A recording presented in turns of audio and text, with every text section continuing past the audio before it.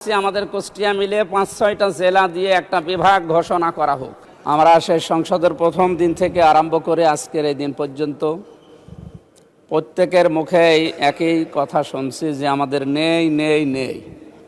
এই বিষয়টা সামনে যেন আর আমরা নিয়ে আসতে না হয়, এজন্য আমি কিছু প্রস্তাবনা এই মহান সংসদের মাধ্যমে যারা দায়িত্বে আছে তাদের দৃষ্টি আকর্ষণ করছি। বাংলাদেশ সহ বিশ্বের বিভিন্ন দেশ ভ্রমণ করার মাধ্যমে আমি যেগুলো পেয়েছি, বিশেষ করে মালয়েশিয়া, আমরা একটা তথ্য ওখানে জানি যে ২০-২২ বছর আগেও তারা আমাদের নিচে ছিল, তো তারা আজকে দাঁড়িয়ে গেছে বিশ্বের বুকে যে সমস্ত বিষয়গুলো সামনে নিয়ে আসার কারণে।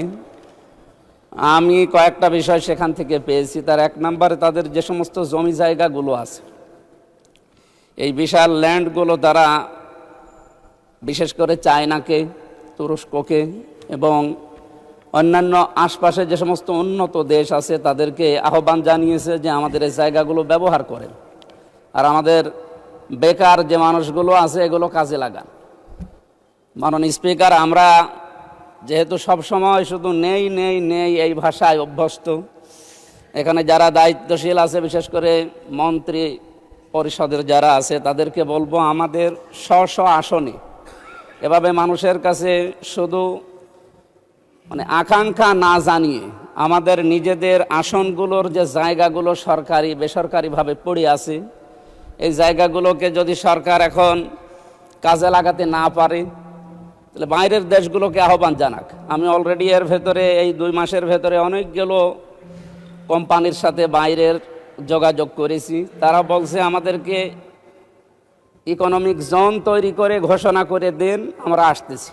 এসে এই জায়গাগুলোতে অন্তত আমার কুষ্টিয়া সদরের 3 আসনের যে জায়গা পড়ে আছে, আমার হরিপুর ইউনিয়নের একটা জায়গা পড়ে আছে, ওখানে প্রায় 1000 একর। কুষ্টিয়াতে একটা অনেক পুরাতন মিল পড়ে আছে, মোহিনী মিল, যেখানে 300 বিঘার উপরে জায়গা পড়ে আছে। এরপরে আরও বিভিন্ন জায়গা, সুগার মিলে ওখানে প্রায় 750 বিঘা জমি পড়ে আছে। এই জায়গাগুলোকে সরকার কাজে লাগাচ্ছে না, খালি কথার উপরে আমরা এই চলমান অবস্থায় আছি এই 2 মাস। আমি অনেকগুলো জায়গায় যোগাযোগ করেছি কিন্তু সাড়া পাচ্ছি না। অথচ এলাকাতে যে সমস্ত বিষয়গুলো নিয়ে এখন তোলপাড়, এলাকায় যাওয়া যায় না। মাদকের যে সয়লাভগুলো, এরপরে বেকার সমস্যা, ছিনতাই, এরপরে আরও যে সমস্ত সমস্যাগুলো, হতাশার জীবন নিয়ে মানুষ চলছে, এগুলো থেকে মুক্ত করার জন্যে প্রত্যেকটা মাননীয় জাতীয় সংসদ সদস্য যারা আছে, আমার যতটুকু বাস্তবতায় ধারণা আছে, নিজেদের এই জায়গাগুলো হয় নিজেরা ব্যবহার করবে, অথবা বাইরের যে দেশগুলো যারা পারে তাদেরকে এই মালয়েশিয়ার মতো অথবা থাইল্যান্ডের মতো, এদের মতো আশপাশ উন্নত দেশগুলো থেকে আমরা চায়নাকে ডাকতে পারি, তুরস্ককে ডাকতে পারি। এদের মাধ্যমে আমার এলাকায় এই যে জায়গার কথা বললাম, এই জায়গাগুলো যদি ব্যবহার করা যায়, আমার মনে হয় কমপক্ষে 12-13 হাজার মানুষের কর্মসংস্থান তৈরি হবে। আমি বারবার যাই, কিন্তু বিরোধী দলে থাকার কারণে মনে হয় ওনারা গুরুত্ব দিতে চান না, খালি ঘোরাতে থাকেন। আমার কুষ্টিয়াতে সবচাইতে 7,500, আমি কিছুদিন আগে বলেছিলাম এখানে 750 কোটি টাকার একটা প্রজেক্ট, এটা শুধুমাত্র কিছু কারণে চালু হচ্ছে না পূর্ণাঙ্গভাবে। 23টা বিভাগ চালু হওয়ার কথা, সেখানে প্রায় 5-6টা জেলার মানুষের উপকারের জন্যে। এই আর্মিদের সেখানে বসবাস করার কারণে আমরা পূর্ণাঙ্গভাবে চালু করতে পারছি না। আমি আজকে স্বরাষ্ট্রমন্ত্রীকে আহ্বান জানিয়েছি, উনি আরও সময় চান। এই সময় চাইলে মানুষ তো অসুস্থ হয়ে মরবে।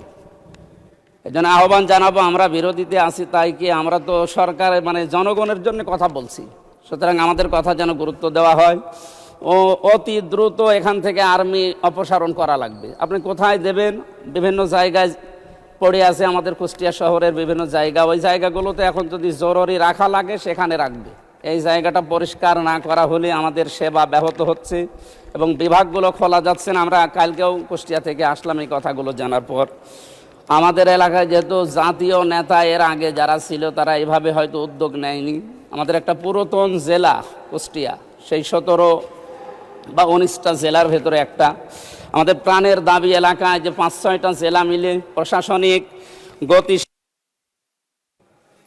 ধন্যবাদ মাননীয় সদস্য। Time is up. 1 মিনিট চেয়েছেন, আচ্ছা আপনাকে 1 মিনিটে দেয়া হলো। ধন্যবাদ। প্রশাসনিক গতি কার্যক্রমের গতিশীল করার জন্য আমরা মাননীয় প্রধানমন্ত্রী থাকলে আরো ভালো হতো।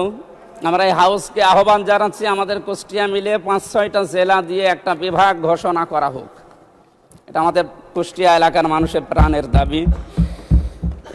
এরপরে আমাদের কুষ্টিয়া অঞ্চলের দিয়েছি, মন্ত্রণালয়ে যোগাযোগও করছি। আপনার মাধ্যমে আমরা আহ্বান জানাই তারা যেন সাড়া দেয়।